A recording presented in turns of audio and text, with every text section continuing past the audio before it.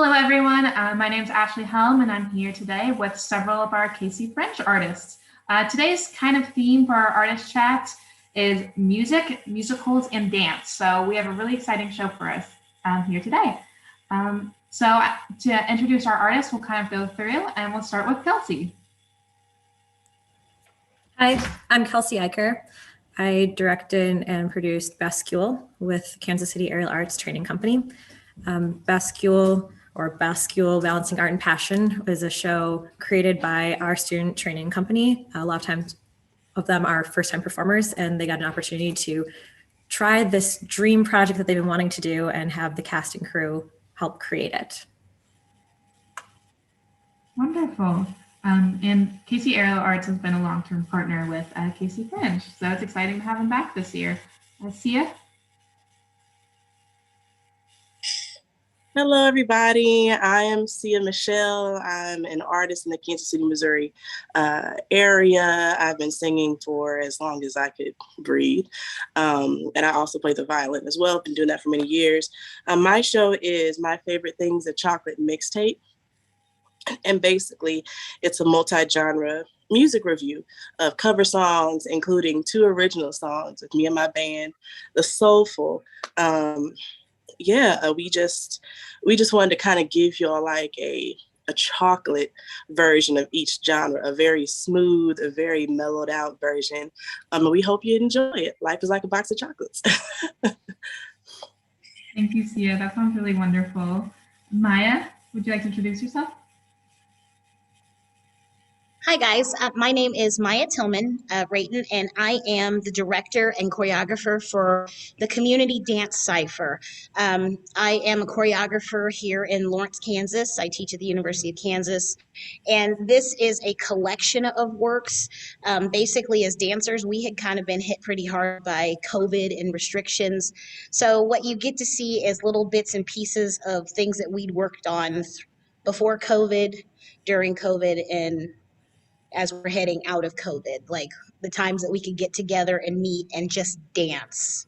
And that's really what the show is. So. Thank you. That's really great to hear. And Kevin and Allison, if you'd like to go. Hi, I'm Allison Cloud. My name's Kevin Cloud. And we are the writers of Roar, a new musical. We did kind of a 8-song cycle for the Fringe, turned into a cinematic version of our full-length musical. You're fine. We're getting ready to be at another show tonight. And yeah, Heidi Van was our director, Bodie Theater was our producer, and we had 12 local actors, and it was a really exciting experience. Anything else you want to add? That's good. All right, yeah, thank you for being here with us tonight, even with your busy schedule. And kind of like Maya was saying, I feel like this year specifically with COVID, it's especially difficult for dance and actors when it is something that's so community-based. So this is kind of a question for all of you. How has the pandemic affected your creative process, and how have you kind of work to overcome that, or what are different ways you've tried creating art while still being in a pandemic?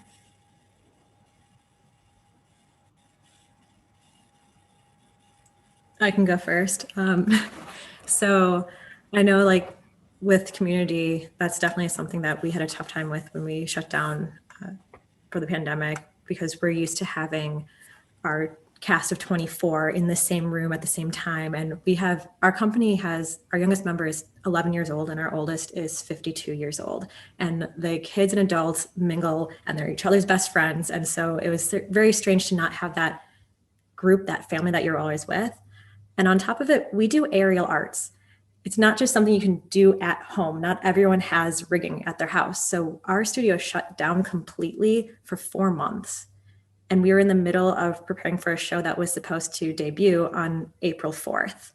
And so we actually all met online every Sunday during our normal rehearsal time and just like talked through the show, worked on theatrical things, did what we could. And we still held our weekly group rehearsals where we just did Florial, where we kind of like pretended that we were walking through all of the things that we do in the air to make them happen.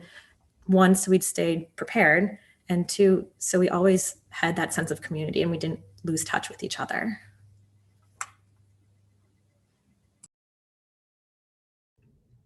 Yeah, I'll add on to that. Dance, we seem to like, you need each other. Like you end up like really relying on each other. And I feel like with my dancers, when we would actually, the times that we would get together, it almost turned into like a therapy session. Like we had to like talk through like what we were feeling and what's going on.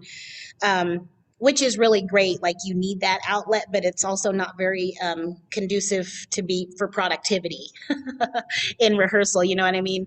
So I know one thing that I would do so that we could get something done is I would do like tutorials of my choreography online and say, okay, you guys need to like go learn the choreography, and then when we get together, we'll piece it together. So that way it keeps practice moving, but it also gives them a chance to like I said, have that moment together, because they needed that moment in practice to kind of like work through what we're living through. So trying to kill two birds with one stone, I guess, in a rehearsal. I'll go next, if y'all don't mind. So basically, during the pandemic, with music, it's very easy. Because you can just take the tracks and the tracks that you need to like work on this. Here's the instrumental for this, and then, but coming together is always hard. When we did the Fringe last year, it was like right when people were starting to kind of safely congregate together, and it's hard because you're projecting, you're singing, you're in the same vicinity with your band, with everybody else that is involved with the project, the videographers, all of that. And so, whereas it was easy coming together to do it collectively, was a challenge, but, you just pray and make do, and social distance when you can, just keep all kinds of safety measures around, hand sanitizer, wash your hands, prepackaged food and snacks. So this year's Fringe Festival, we did it outside. And so that was a little easier and safer for us to move around and be together. So it's been like an incubator of fun. We've been able to really sit inside and come up with all kinds of crazy ideas when we're able to kind of slow down a little bit and sit down.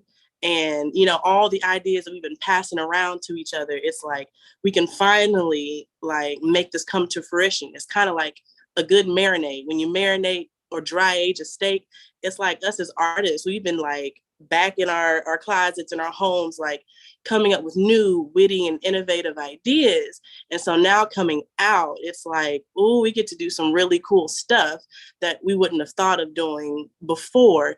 And we're also more grateful that we get to be together after losing a year where we weren't together. So those are, kind of my thoughts on things. Yeah, I would echo that idea of how grateful you are to be back together again.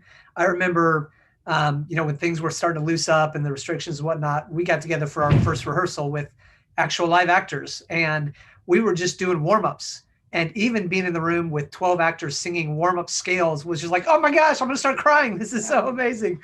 And so it was a really great timing when Fringe came along to be able to get with other people and do this and get it out in the world after we'd all just been, like you said, in our homes and in our living rooms for almost a year and a half, close to at least. Right. But Sia, we were similar to you since we're married and writing partners. We were just in our home all throughout the pandemic and just kind of brainstorming ideas and writing and taking online classes and consulting with a dramaturg. And we were able to keep developing our project. It took us a little while to get there because there was so much uncertainty at the beginning that we were so just, kind of in survival mode. But then we channeled that energy into a productive, creative time. And you're right, it really provided kind of this incubator and this intensive to just really devote a ton of time to the work. So we were similar to you. Sure. And I think through COVID, a lot of new processes for creating art has developed. And I know personally for KC Fringe, moving forward, we're going to keep a virtual component to the festival, even once we get to the live in-person festival next year. And I think a lot more artists are recording their work now, and it's just really fun and interesting to see. And these artist chats too are kind of something that developed through the pandemic and that I know will continue as well. And I have a question specifically for Kevin and Allison. You were kind of starting to talk about the development of Roar. How did the idea and story of Roar the musical come about? And how do you make a story about oppression and the power of raising your voice while maintaining a family-friendly atmosphere? While maintaining, I'm sorry, say the last part of that question, while maintaining what? Hold on. No worries. Just hang it up. I don't have any idea. They're going to keep calling back. I'm going to see if I can unplug this phone. Okay. No worries. Oh, okay. That's the very last part of your question. I'm sorry. Maintaining what? Just how do you make a story about oppression and raising your voice while and making that work for a family musical? Well, the idea for the show came from a pretty kind of difficult, dark season of my life when things weren't going the way I'd hoped and the way I dreamed. And I just went down to my basement and started writing songs on the piano and messing around. And one night, literally just this idea of a family of dancing bears that wanted to be the world's first singing bears just kind of popped into my head. And I started writing songs and just kind of developing it. And we're 5 years into the project and the story keeps changing and keeps shifting and it keeps developing. But that's where the original idea came from, was just this idea of there has to be more to life than this, or wanting more out of life. And as far as maintaining that theme for a family show, we've talked to a lot of different children's theater people around the country, and especially in Kansas City, we've got some, Coterie Theater, and Jeff Church is one of the leading voices in that world. But Jeff said something interesting. He said that just if family theater doesn't mean there's not darkness in it. Doesn't mean there's hard themes in it. Doesn't mean there aren't difficult themes in it. And so hopefully we've done a good job of kind of finding that balance between tackling a difficult theme of a voice not being heard or being oppressed or not being listened to, but in a way that people can relate to, and especially families and kids. Plus the fact that it's dancing bears and evil clowns, that just kind of disarms people. It comes at the topic in a very hopefully creative way that makes people feel disarmed when they see our show.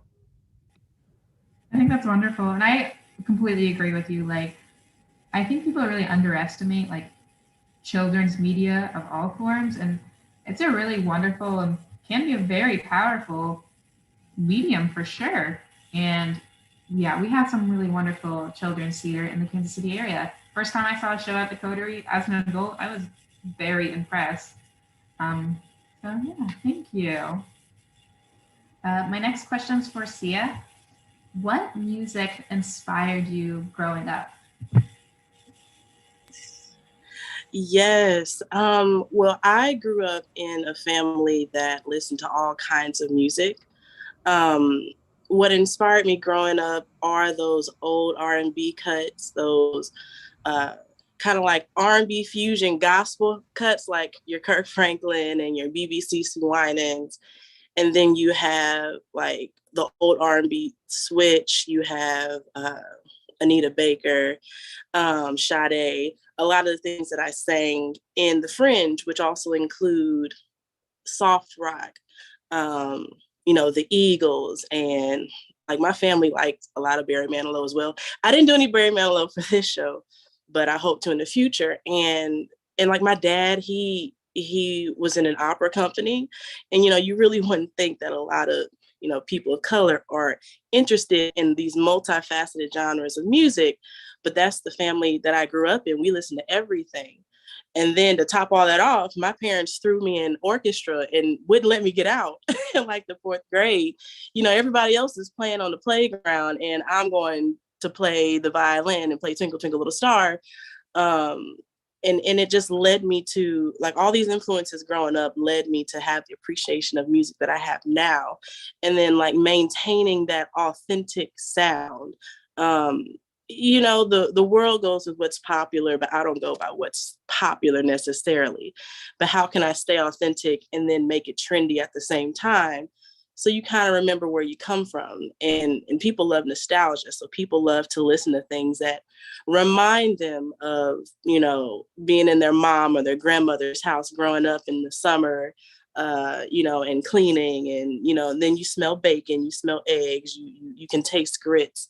So music is so powerful that it can, you know, it can invoke a thought, and then you start reminiscing about, you know, how it was growing up. And, you know, I would hope that music would bring back more happy memories than sad memories, such as myself. So I know that was a bit long-winded, but that's what music means to me, you know, growing up and how I was influenced.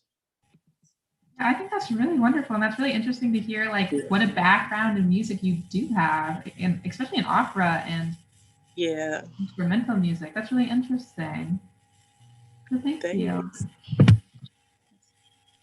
Maya, I know you typically make a lot of high energy music, dance and movement. Is it hard to choreograph pieces that are that exciting, or does that energy come from performers who take your choreography and make it their own? Yeah, I definitely think it's easier to choreograph high energy, because I let the music dictate what I choreograph to, like the style, like whether it's going to be slow or fast or energetic or subdued. And I tend to gravitate towards high energy because I know an audience gives you that, they give you that feedback. They like the high energy. So I tend to gravitate towards that because I want the crowd, I want the audience, and if we have a live crowd, I want them to feel what we're doing. I want them to feel what the dancers are doing on stage. I want them to, hip hop is a little bit different because we like to have that audible feedback. We want the audience, we want them telling us in that moment, yeah, I like those moves, I like what you're doing, I feel that. So hip hop dance moves are easier when it's high energy. Because it's also fun too. Like, it's also fun to feel those, like, and my dancers I've been fortunate enough to work with dancers who do like that too. They want to come in and they want to feel the, like, beats, and they want to, like, give that energy back to an audience. And I always love it when they do add their own personal spin on a move. I love when they put their personal imprint on something that I've choreographed, because sometimes it's things that I hadn't even thought of. Like, if I choreographed a move and they take it and they put their own personality into it, I'm like, oh, well, I like that. I didn't even like, that wasn't one I was imagining, but that looks so good. It feels good to watch it, you know? So I enjoy that. Yeah. That's great. And I think one of the biggest challenges with being virtual is not having the audience and not having energy to feed off of, because that, it completely impacts the performance.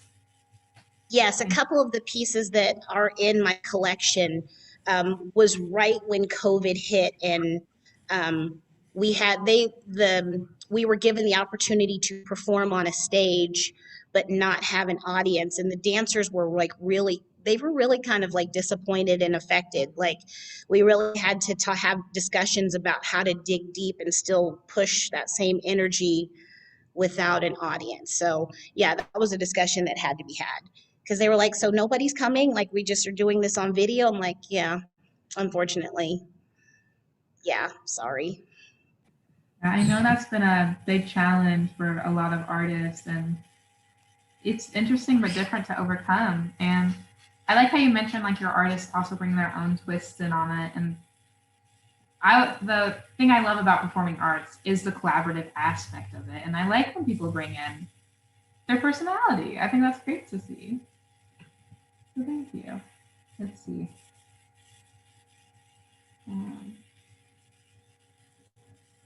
Kelsey, my next question is for you. How did you kind of started to mention this, but how did BASCULE come about? And what did your company members' involvement in it look like with developing the story and pieces? So I'm the artistic director at Kansas City Aerial Arts. I run our training company, which is our student apprentice program, as well as our professional company, Earhart. I write and direct all of our shows, and every year we have one big spring production, and then we do Fringe as well. And the stage production is usually what I want to do, like a superhero love story or a story about Prometheus. Like the students do what I want to do. They have fun with it. They bring life to it, everything like that. But I feel like it's still me being a little bit selfish, and me being a professional performer. I know that like I love doing shows and gigs and stuff like that. But what I really love is having the chance to do what I really want to do.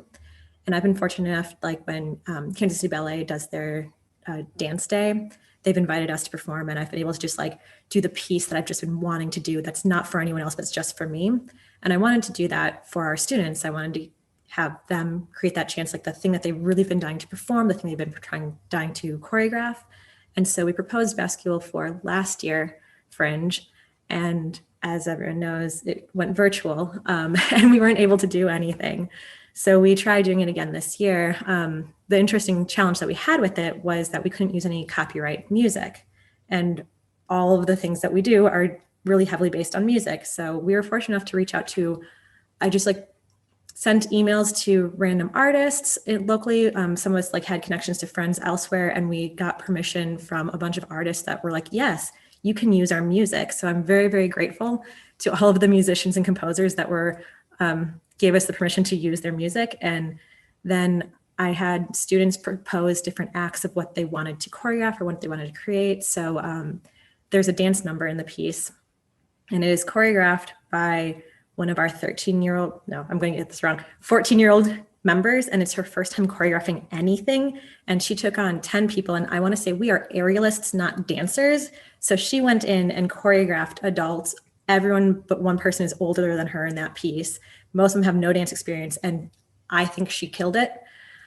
We also invited our professional company members to just like hop in. So some of the students got to choreograph our professional members. I'm actually in the show. I did the choreography with one of my students. We did a duo trapeze number, but it was just something like, for me, that piece was, I wanted to have Dan have a chance to shine because he just got an injury and was gone for a year, only to return to aerial for the pandemic to shut us down for another year.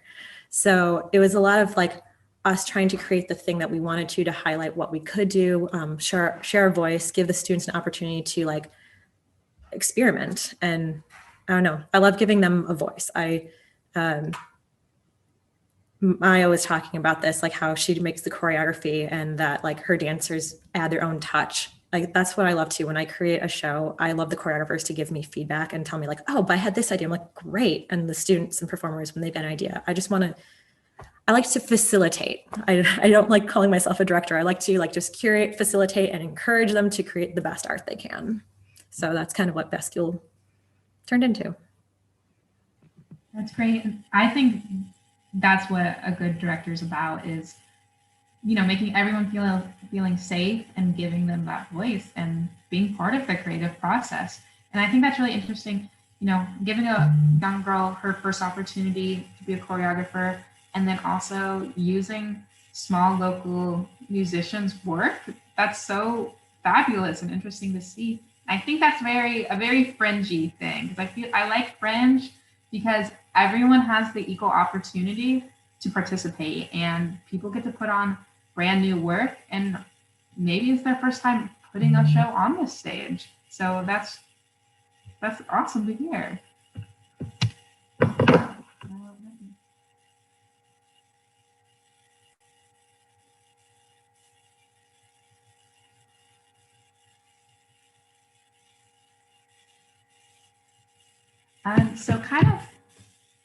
So just a reminder to our audiences that all of these shows are now available to watch and purchase tickets for at kcfringe.org. So I highly encourage you to check out their work. But then another general question to everyone: what are you hoping audience members, what are you hoping they'll take away from your show? And anyone's welcome to start.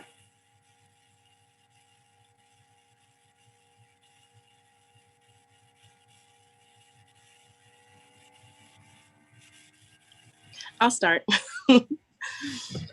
With my favorite things, the chocolate mixtape, I want my audience to take away just like an appreciation for music, an appreciation for just slowing things down every now and then.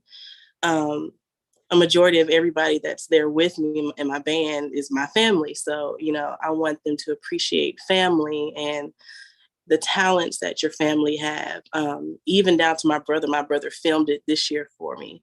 We had somebody else do it last year, but I thought to myself, why doesn't he just do it? And so he's a very technical person. He helped get things together, B shots, all of that. But I want them to take away love. I want them to take away some peace and just kind of this really chill energy. So that's really what I want them to kind of channel while they watch it. And then when they leave it, and then I want them to think, now I want to go back and listen to more. And again, yeah, loving on your family members and loving them for, you know, their quirky talents that they have, even the jokes, because there's like a joke reel at the end. So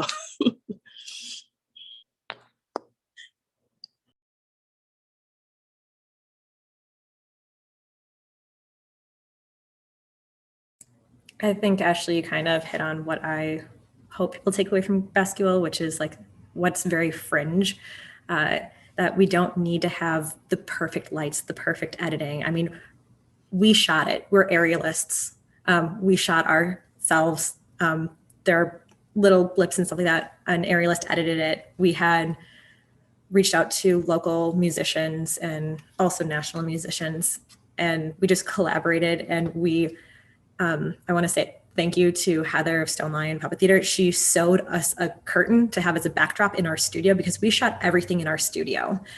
We didn't rent a theater or anything like that. We just were like, okay, yeah, we can throw on some lights and we can do this and we can do that and we can collaborate and we can talk to this artist and this artist and this artist and we can make this come together. We'll make it all happen. We'll have professionals volunteer to perform with students and apprentices, and we'll just create this thing. And, you know, I'm biased, completely biased, but I think our aerial is really good.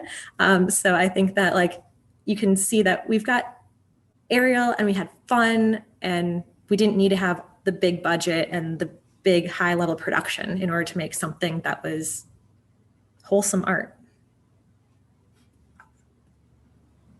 I think our answer connects with Fringe as well. You know, our story is about a dancing bear that wants to be the world's first singing bear, and everywhere she goes, her voice is silenced. And she's told over and over, your voice doesn't matter. We don't want to hear what you have to say. Bears shouldn't be able to sing. Bears should just keep their mouth shut and dance. But really, the hope of our show is that that people that see it are inspired to say, hey, my voice does matter. And I do have something to say. And I do deserve to be heard. My voice is worthy of being heard. And so, you know, with Fringe, you see that. I mean, that's what everybody's done, right? I mean, everybody with limited resources in a crazy pandemic decided I have something to say and I want to put my work out into the world. And I feel called to create and to say something. And I think for us, it's what is so fun about Fringe, and we can't wait for it to be back in person and be around all these artists in real life. But it's so fun to see even all of your work, to see the time and the effort and the creativity and the passion that goes into it. And again, this core belief that we as artists have that we have something to say and that the world needs to hear what we have to say. And so that's a really cool thing that Fringe offers to people, I think, is to get that voice out into the world.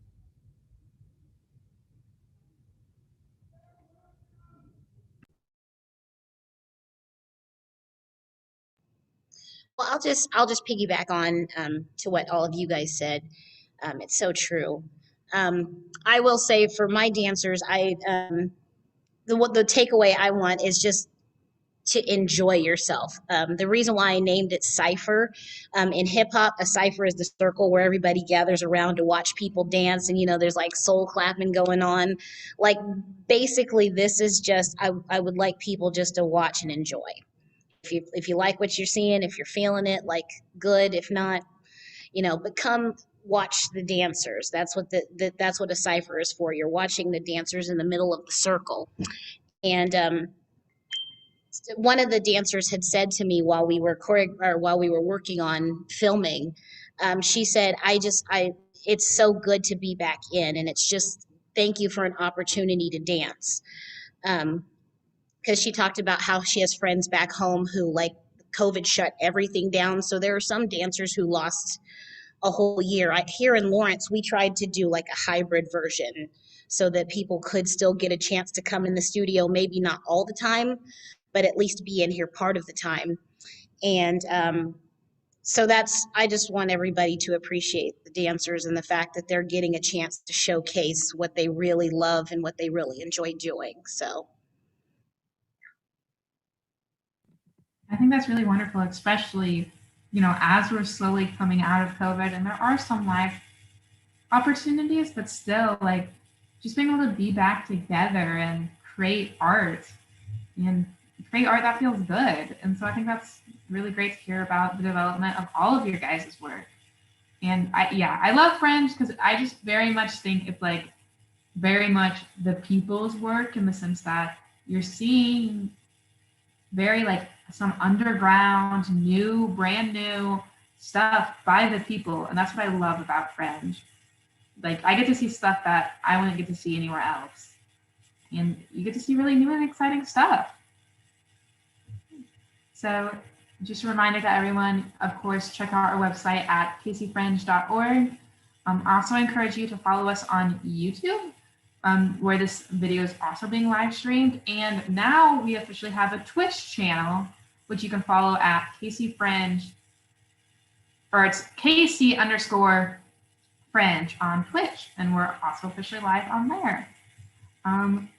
Thank you to these wonderful artists for joining me today. It's been really wonderful, like, chatting with you guys and learning more about your shows. And of course, I encourage you, audience members, to purchase tickets to their show, or you can buy passes. You can buy a 1-day pass, 3-day pass, 1-week pass, or a 2-week pass for the whole festival. So thank you all for joining me tonight, and I hope you have a wonderful night. Thank you. Thank you for having us. Thank you. Bye, everybody. Wonderful job.